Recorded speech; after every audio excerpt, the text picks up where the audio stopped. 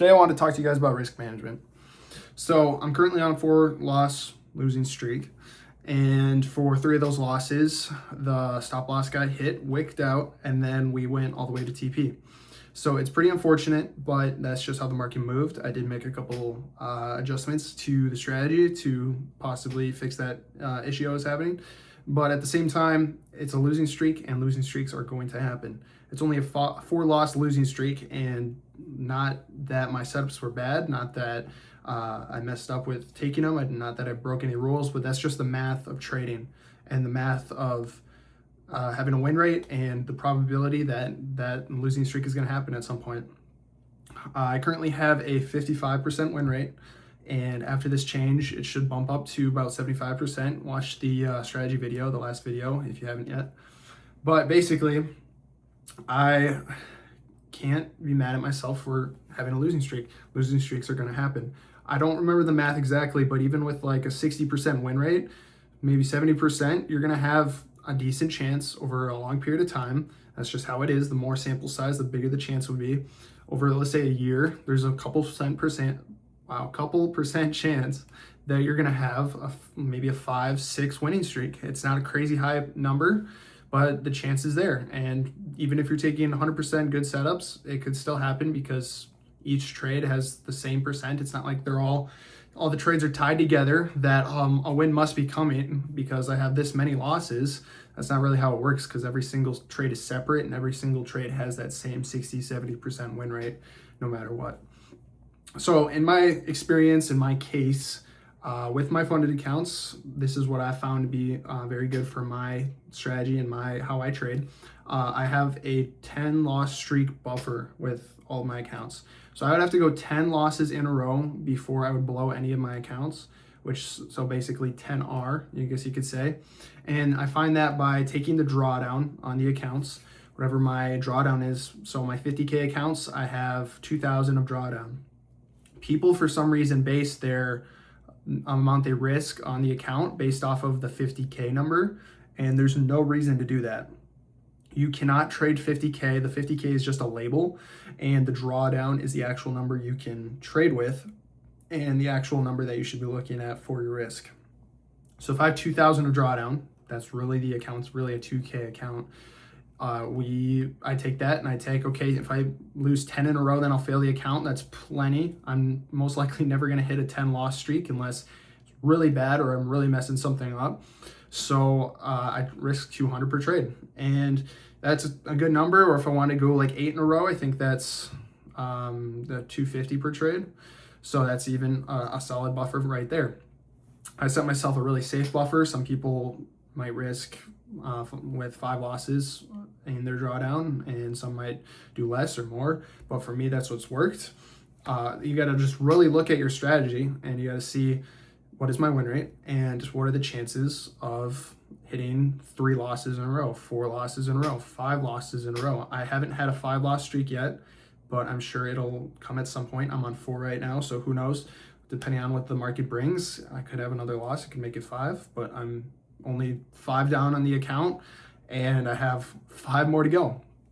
So basically, this is the 2nd loss streak I had this month. This was before my tweak to my strategy. The last one, after the 4th loss, we de-risked, and it didn't play out the best for me mathematically, but at the same time, it was a smart move. It wasn't like a disciplinary decision. It was a decision a strategic decision to maximize my trading and to really do the best thing for me. So I de-risked about 50%. So after that 4th loss, plus some trailing drawdown or whatever, let's just say we had 5 losses remaining that we could have taken in a row before failing those accounts. Still a lot of room, and still most likely would not happen, but let's say those losses get to my head and I start spiraling down and I start missing setups or taking trades too early. I wanted to be safe on that, and that 5-loss number was getting in my head just a little bit. So I de-risked. I went to 50%. So at that point, now we have half the risk. We can take double the trades. So we still have another 10 trades I'd have to lose in a row. 15-loss streak is not going to happen unless you're doing something terribly wrong. So that is most likely not going to happen. That's over a month, maybe a month and a half of trading, in at least in my amount of trades I take per month, that you'd have to lose in a row for you to fail those accounts. So that is most likely not going to happen. But I did that on purpose. I de-risked because I wanted more mental headroom. That's one thing that people don't get. It's not just the number. It's not just to from the drawdown. You don't want more. It's not just that you want more room here, more of a buffer. It's that you need some more mental headroom, because every trade is going to get to your head subconsciously a little bit here and there. It's going to keep building up. Even if you're doing something with your emotions and you're regulating them and you're taking them into account, not just ignoring them, that stuff's going to build up over time.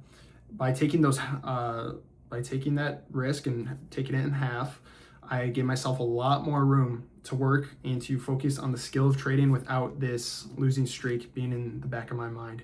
So that was a very good thing for me to do. And it did get me out of the losing streak on there, like right after.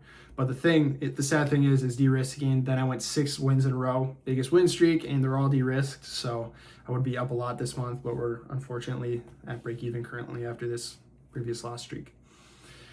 So I just think this is one topic that most people don't really cover very well, with how much to risk on a funded account. So that was just how it works with my strategy and what I like to do. I like to keep a good buffer. Some people like to be very aggressive with their funded accounts. I plan on keeping mine for a very long time and switching over to a live account, which you would maybe be risking 1-2% of the whole account on. So you're looking at 50 to 100 trade buffer on that. So I'm looking to transition from this into the live account in the future. So I'm risking it as if it's a smaller version of that live account. So I'm just preparing myself. I'm not trying to be too risky with it and too aggressive with my trading. So that is basically the main thing that I wanted to talk about. I mean, risk management, you should be risking the same number most of the time. Unless you're de-risking, you should not be upping the risk. Unless you're an experienced trader and you have a good position and you're inclined to add to the position without losing extra on that trade. But that is not for beginner traders, and you should not be doing that when you're starting out and learning. So that's basically it for this video. Quick little recap on my risk management, my thoughts going into it. If you are in a losing streak, you got to focus on how to get out of it instead of focusing on the negative of where you're at currently, how much you're down. Just focus on trading correctly, having the right inputs, and the right inputs will follow, just like I'm basically telling myself this whole week of getting wicked out. If I have the correct inputs, if I can trade well continuously, it's going to pay off at some point. The output might not be the best this week. Over time it will. Over a month, over 2 months, it's going to make me money. Just got to continue consistency over anything else. Hope you guys have a good day. Do something to be productive today. Get 1% better and push the needle ahead. Catch you in the next one, guys. Peace.